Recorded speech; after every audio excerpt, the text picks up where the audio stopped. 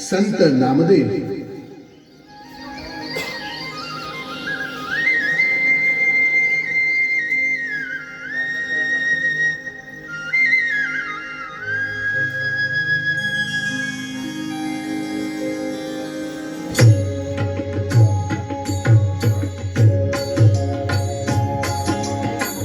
ओठ पंढरीचा राजा फार वेळ झाला. ओठ पंढरीचा राजा फार वेळ झाला. थवा वैष्णवांचा दारी दर्शनासी आला. दर्शनासी आला. ओठ पंढरीचा राजा. ओठ पंढरीचा राजा.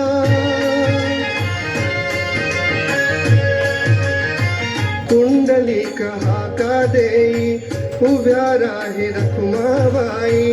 कुंडलिक हाका देई उभ्या राही रखुमाबाई. निरांजने घेऊन हाती सिद्ध आरतीला. सिद्ध आरतीला. ओठ पंढरीचा राजा फार वेळ झाला. ओठ पंढरीचा राजा फार वेळ झाला. थवा वैष्णवांचा दारी दर्शनासी आला. दर्शनासी आला. ओठ पंढरीचा राजा. ओठ पंढरीचा राजा. ओठ पंढरीचा राजा.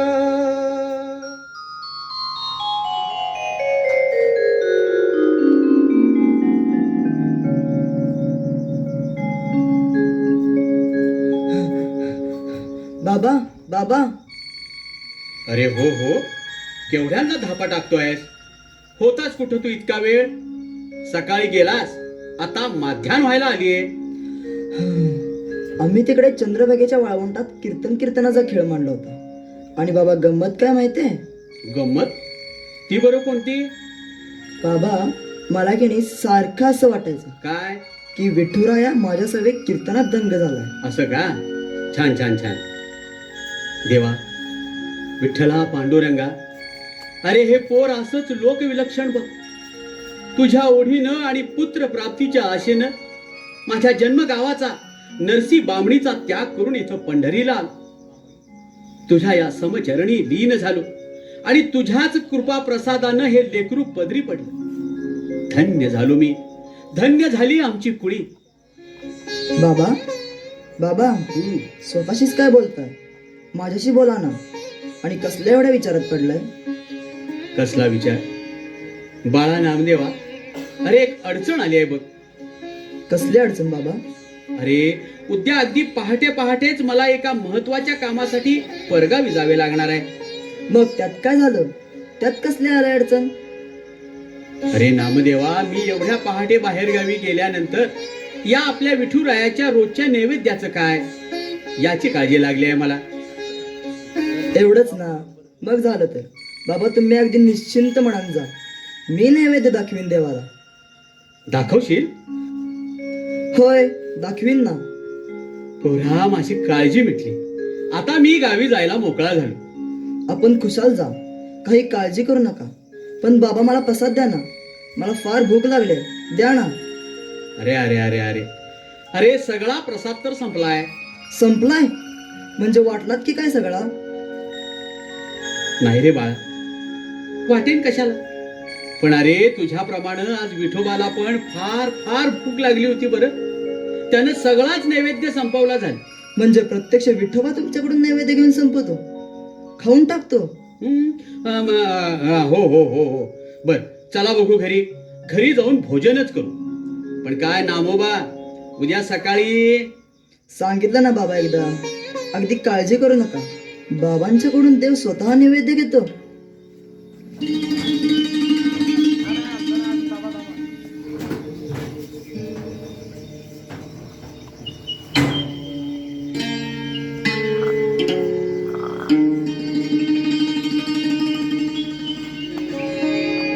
पांडुरंगा, या बालबुद्धीला सुचली तशी तुझी पूजा मी केली.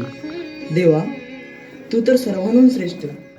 तुझी पूजा मी काय करणार, पण देवा माझी सेवा गोड मानून घे, या नैवेद्याचा स्वीकार कर.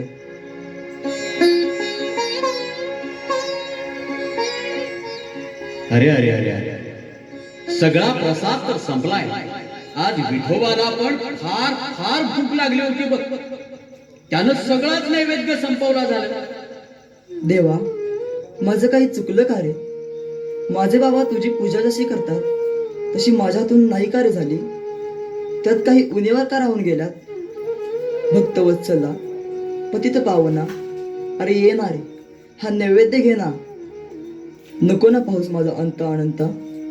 आता जर तू हा नैवेद्य हे दूध स्वीकारले नाहीस तर तुझ्या पायांवर डोकापटून प्राण देईन. देवा मी उच्चारलेली ही वाणी मिथ्या नाही. उघड डोळे. विठ्ठला पांडुरंगा, विठ्ठला पांडुरंगा धावणारे, विठ्ठला पांडुरंगा धावणारे.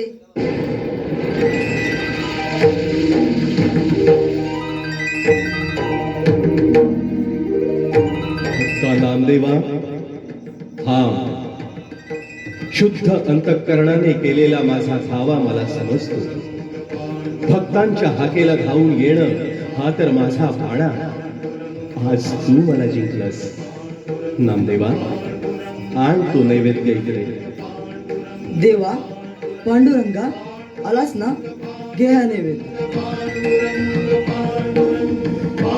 भक्ता नामदेवा, मला ज्ञान मार्गाने आणि कर्म मार्गानेही जिंकता येतं, पण भक्ती मार्गाने मला जिंकणं जेवढं सोपं तेवढंच अवघड. क्षितिजाला स्पर्शिण्यासारखंच. पण नामदेवा, तू मला जिंकलंस. हृदयाच्या गाभाऱ्यातून तू ज्या ज्या वेळी मला हात देशील त्या त्या वेळी मी तुला साक्षात दर्शन देईन. बरं वत्सा, तुझं कल्याण असो.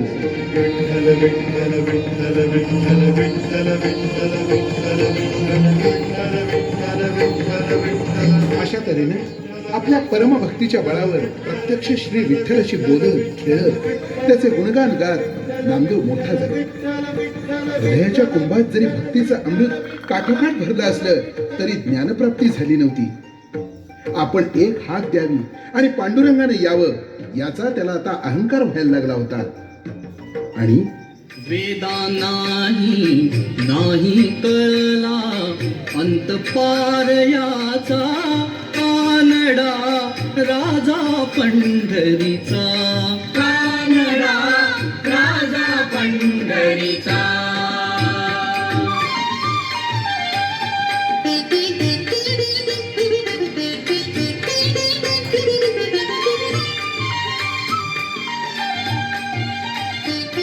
नामदेवा, माझे सारे बंधू तुम्हाला नमस्कार करतात.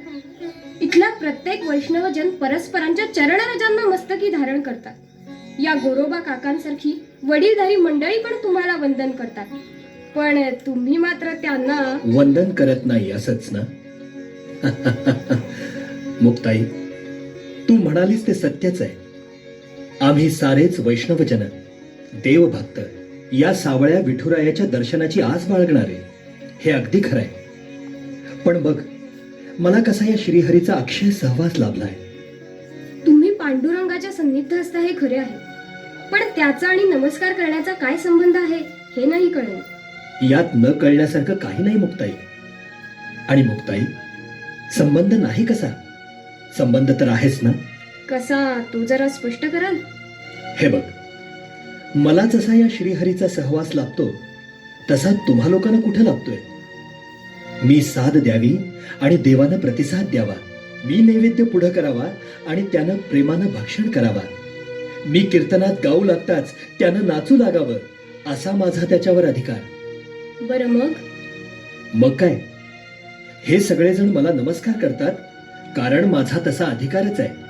आणि म्हणून त्यांनी मला नमस्कार केला तर बिघडलं कुठं? पण या अधिकारामुळेच मी त्यांना प्रतिनमस्कार करणं योग्य नाही आणि मी तसा नमस्कार कधी करणारही नाही. अधिकार, परमेश्वरावर अधिकार. नामदेवा, अधिकाराची गोष्ट सोडा, पण ज्ञानेश्वरी सारख्या अपूर्व ग्रंथाचा करता माझा ज्ञानोबा दादा, साक्षात ईश्वरी साक्षात्कार लाभलेला माझा निवृत्ती दादा, वयाने ज्येष्ठ गोरोबा काका यांच्यासारख्या श्रेष्ठांना पण प्रतिनमस्कार करण्यात तुला बाधा वाटते? मुक्ताई, प्रश्न बाधा वाटते की नाही हा नाहीच. इतरांनी मला नमस्कार केला, पण मी पाहतोय मुक्ताई, तू मात्र अजूनही मला नमस्कार केलेला नाहीस. अगं, एवढीशी तू, पोर वय तुझं, आणि मला नमस्कार करण्याऐवजी मलाच उपदेश करायला निघालीस की. नामदेवा, दररोज देवाच्या सान्निध्यात असूनही तुमचा अहंकार मात्र गेला नाही. सर्व लोक, अगदी माझे बंधू देखील तुला भले नमस्कार करो, पण तुझा अहंकार जाईपर्यंत मी मात्र नमस्कार करणार नाही. मुक्ताई, अगं काय बोलतेस हे? नाही दादा, नामदेव भले भक्तराज असतील, पण त्यांना खऱ्या ज्ञानाची ओळख झालेली नाही. अगं, यानं भक्तीच्या बळावर देवाला आपलंसं केलंय, ऋणाईत केलंय. याला ज्ञानाची काय गरज? दादा, ज्ञानाखेरीज सर्व व्यर्थ आहे. यांची भक्ती सुद्धा. हृदय कोरडं, पण भक्तीचे मात्र यांनी स्तोम माजवलं आहे. खापराला परीस लावून त्याचे सुवर्णात रूपांतर करता येत नाही दादा. यांच्या मनात अहंकार दाटून आलाय. अखंड जयाला देवाचा शेजार, कार्य अहंकार गेला नाही. चंदनाच्या वृक्षाला सापाने वेढा द्यावा, तसा यांच्या मनाला अहंकाराचा वेढा पडलाय. मुक्ताई, असे बोलणे बरे नव्हे. तूही याला नमस्कार कर. नाही दादा, यांचा अहंकार गेलाच पाहिजे. यांना सद्गुरूंचा उपदेश झालाच पाहिजे. पण मुक्ताई, ज्ञानदेवा, मला त्या ज्ञानाची गरज वाटत नाही. माझी भक्ती मला पुरेशी वाटते. पण एक सांगतो, मी अहंकारी नाही. असं मग आता परीक्षाच घेऊया ना. गोरोबा काका, तुमचे थापटणे घ्या आणि बघा बरं कोणतं मडकं कच्चं आहे ते.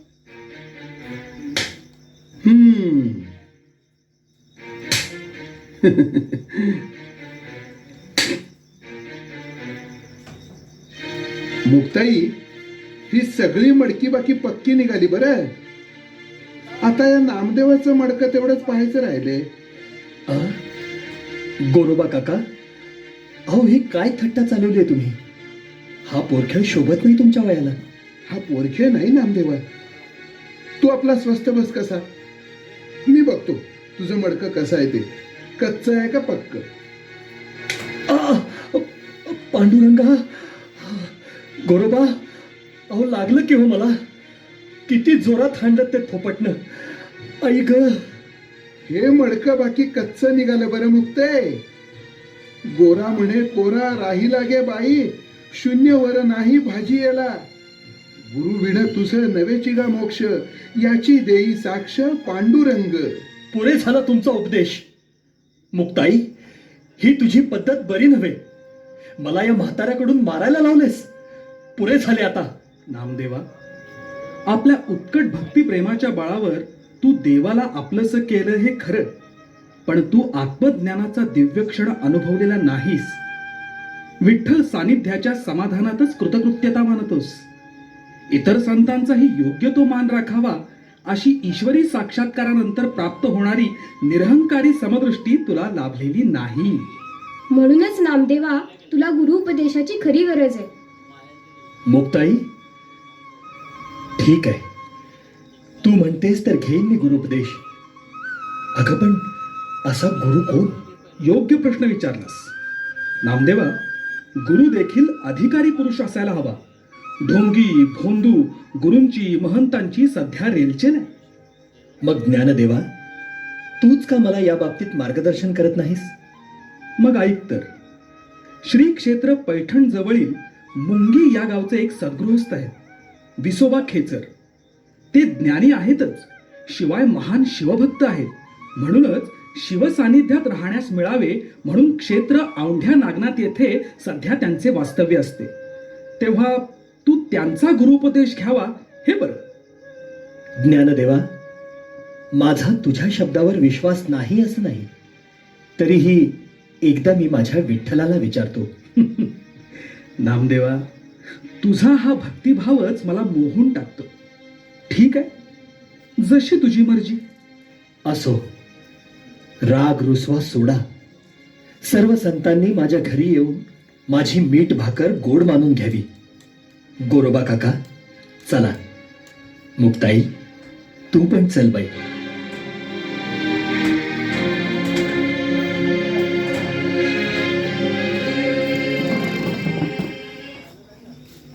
विठ्ठला, पांडुरंगा, माय बापा, माझ्या दृष्टीनं तूच माझी मायबाप, तूच माझा गुरु.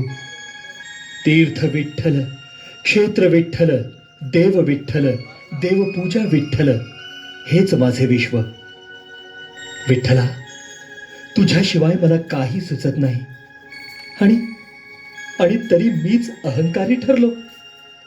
देवा, ज्ञानदेवानं गुरुपदेश घेण्याचा सल्ला दिलाय खरा, पण पण पांडुरंगा, तूच मला सांग, मी काय करू मी?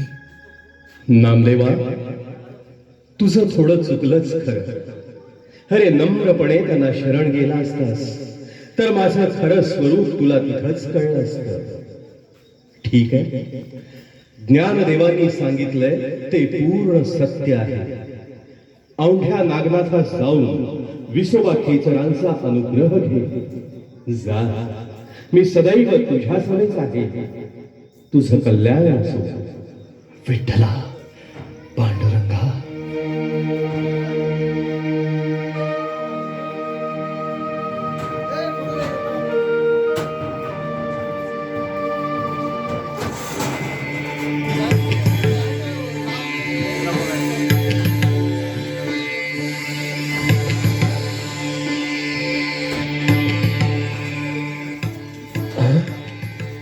हे काय?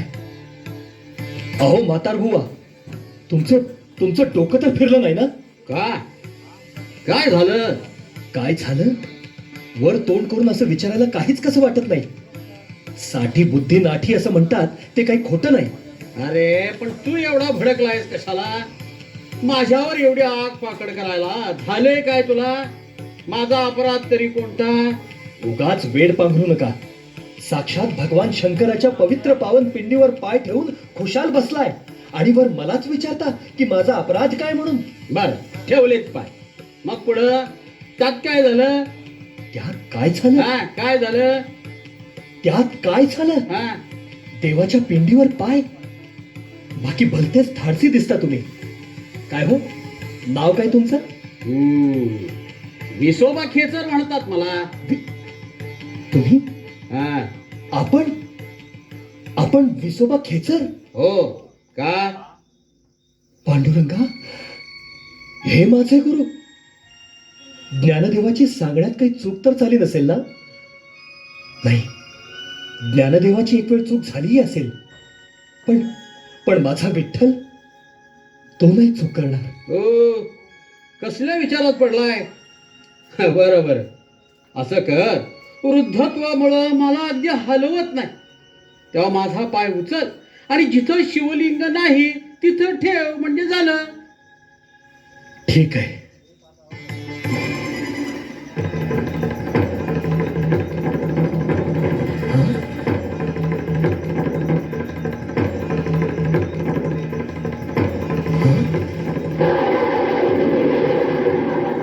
परमेश्वरा,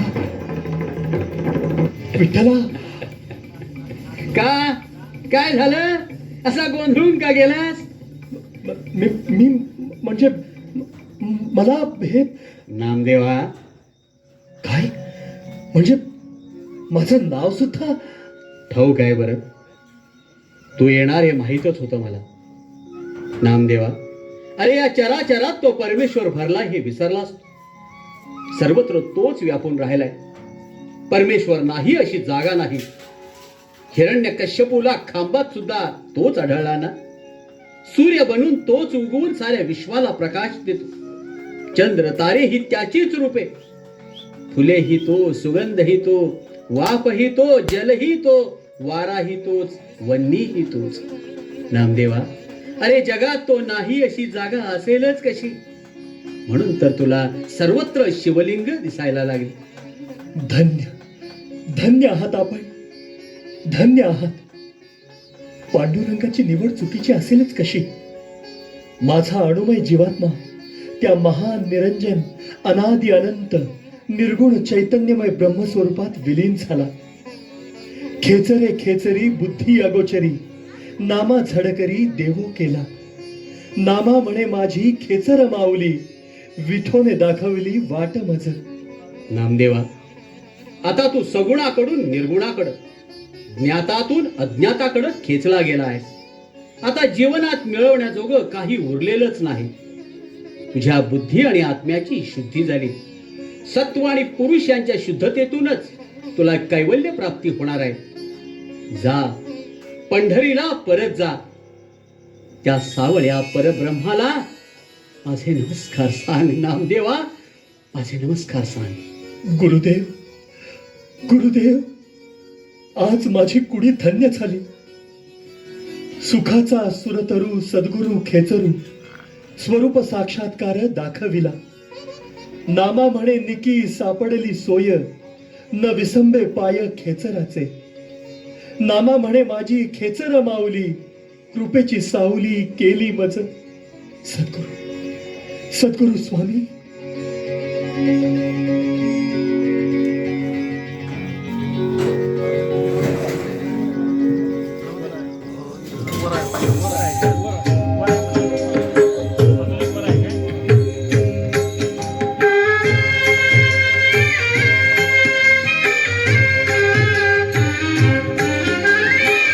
तुझे रूप चित्ती राहो, मुखी तुझे नाम. तुझे रूप चित्ती राहो, मुखी तुझे नाम. देह प्रपंचाचा दास, देह प्रपंचाचा दास. सुखे करो काम, सुखे करो काम. तुझे रूप चित्ती राहो. पांडुरंग पांडुरंग पांडुरंग पांडुरंग पांडुरंग पांडुरंग पांडुरंग पांडुरंग पांडुरंग पांडुरंग पांडुरंग पांडुरंग पांडुरंग पांडुरंग पांडुरंग पांडुरंग. कोण? ज्ञानदेवा? अरे असं अचानक? आणि आणि निवृत्ती, सोपान, मुक्ताई ते सगळे कुठे? अरे हो हो हो, एकदम किती प्रश्न विचारशील. ते सगळे गेले तुमच्याच घरी. तू इकडे आलेचे समजल्यावर मी तेवढा इकडे आलो बघ. खरं सांगू ज्ञानदेवा, पांडुरंगांचा अभंग गाताना डोळ्यासमोर जरी ही मूर्ती असली तरी मनाच्या गाभाऱ्यात मात्र तुझीच मूर्ती उभी राहत होती. सारखं वाटायचं की तू आज येणार आहेस. त्यात आज सकाळीच पारावर कावळा पण कावकाव करत होता. तेव्हा तुझ्या अभंगाप्रमाणेच माझी अवस्था झाली. पैल तिरी काहू कोकताय, शकून गे माये सांगताय. ज्ञानदेवा, तुझ्या अभंगाप्रमाणे पंढरीचा राऊ नसला तरी तू मात्र आलासच. नामदेवा, अरे तुझा अधिकार मोठा. आम्ही फक्त कवने करावी. कधीतरी त्या घनश्याम विठ्ठलाचं दर्शन होईल या कामने दिवस घालवायचे. सारे ब्रह्मांड त्याच्या अंकित, पण तो मात्र तुझा अंकित. तू साध घालावीस आणि त्यानं सगुण रूप धारण करावं, तुला भेटावं. मग तरीही तुझा हा विनय. ते राहू दे. पण ज्ञानराजा, आज अचानक इकडे येण्याचं कारण? नामदेवा, जात पात, धर्म अधर्माच्या जंजाळात सापडलेल्या या आपल्या साध्या भोळ्या समाजाला भक्तीचा खरा महिमा पटवून देण्याचा यथाशक्ती यथामती प्रयत्न केलाय मी. आता माझ्या जीवाला उत्तरेची ओढ लागली आहे. तीर्थयात्रेच्या निमित्तानं जनसामान्यांशी संबंध स्थापावा, भगवत भक्तीच्या प्रकाशानं त्यांचं अंतःकरण उजळवून टाकावं असं वाटायला लागलंय. या प्रवासात तुझ्यासारख्या भक्तराजाचे सानिध्य लाभले तर ही यात्रा अधिकच लाभदायक ठरेल. ज्ञानदेवा, म्हणजे मला? होय, तूही माझ्या समवेत यावंस असं वाटतंय मला. ज्ञानदेवा, एका बाजूला तुझ्या सहवासाचा मला मोह होतोय,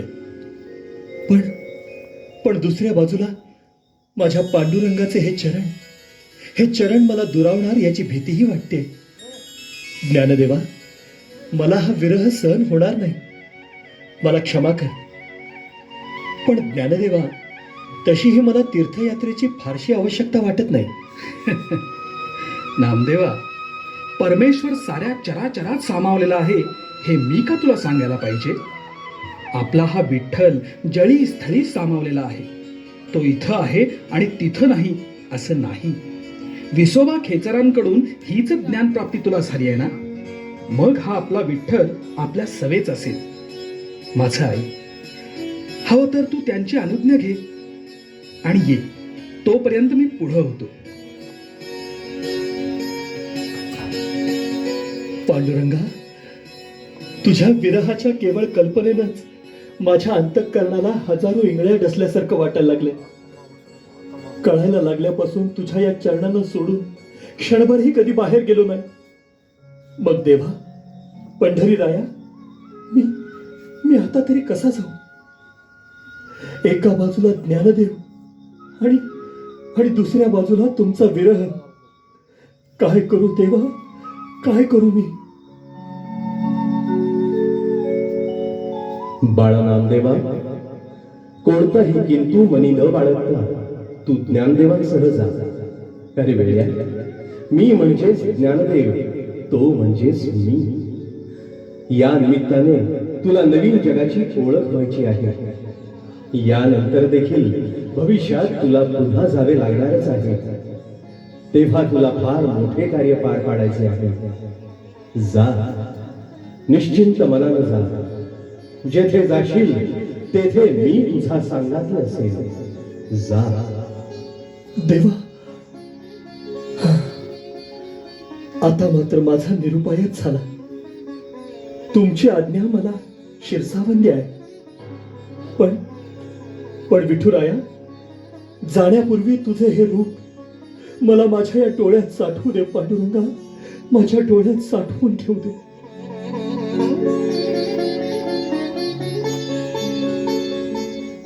अशा तऱ्हेने श्री विठ्ठलाच्या आज्ञेनं भक्ती मार्गावरील ते दोघे भक्त शिरोमणी मजल दरमजल करीत निघाले. पंजाबच्या प्रदेशात पोचले. वाटेत एके दिवशी त्यांना खूप खूप तहान लागली आणि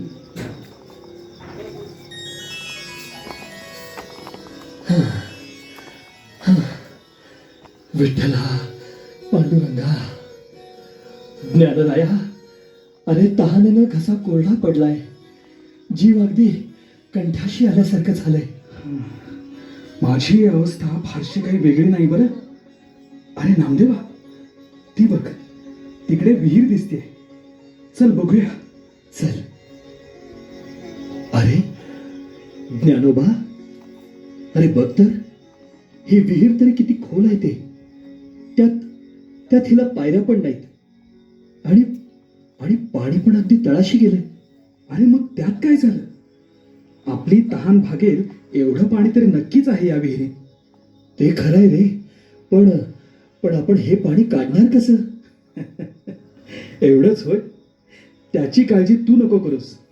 अरे, मला ज्या सिद्धी प्राप्त आहेत त्यात लघिमा सिद्धी पण आहे बरं. आपण लघुरूप धारण करून, म्हणजे अगदी मुंगी होऊन म्हणेनच का, खाली जाऊ आणि तहान क्षमवून परत वर येऊ. छे छे, नको, तसं नको करायला. नामदेवा, संकटाचे वेळी विवेक करून अभिमान सोडावा. पुन्हा सर्व ठाई एकच विठ्ठल भरलेला आहे. मग मी आणून दिलेलं पाणी पिण्यात कसला आलाय कमीपणा? तू म्हणतोस ते खरंय. तुझ्या त्या अपूर्व सिद्धीच्या बळामुळं आपली तहान भागेलही. अरे पण इतरांचं काय? इतरांचे काय म्हणजे याच मार्गावरून प्रवास करणाऱ्या सर्वसामान्य लोकांचं काय? प्रवाशांचं काय? तीर्थयात्रेला निघालेल्या ईश्वर भक्तांचं काय? त्यांचा विचार आपण कशाला करायचा? नाही ज्ञानदेवा, नाही.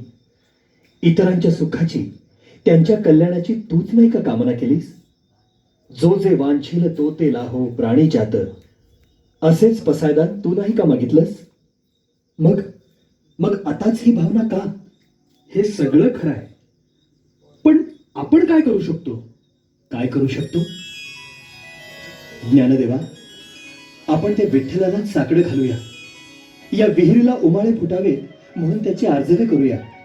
हे विठुराया, हे दयाघना, हे पतित पावन, माझ्या हाकेला धावून ये. या विहिरीच्या कोरड्या पात्रात शुद्ध जलाचे उमाळे फुटू देत. तुझ्या नामस्मरणात दंग होऊन यात्रेला जाणाऱ्या येणाऱ्यांची तृष्णा शांत करण्याचं श्रेय तुला लाभू दे. ये विठुराया ये.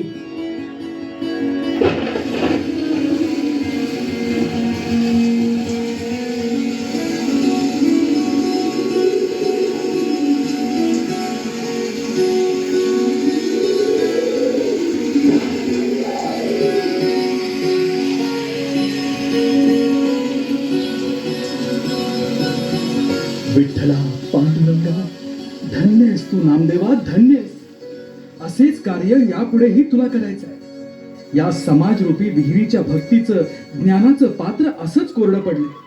भक्ती मार्गाच्या प्रसाराच्या तुझ्या कार्यामुळं यात पुन्हा एकदा भक्तीचे उमाळे असे उमटू देत की कल्पांतापर्यंत भगवत भक्तीचे भरलेले हे पात्र कधीच कोरडे पडू नये.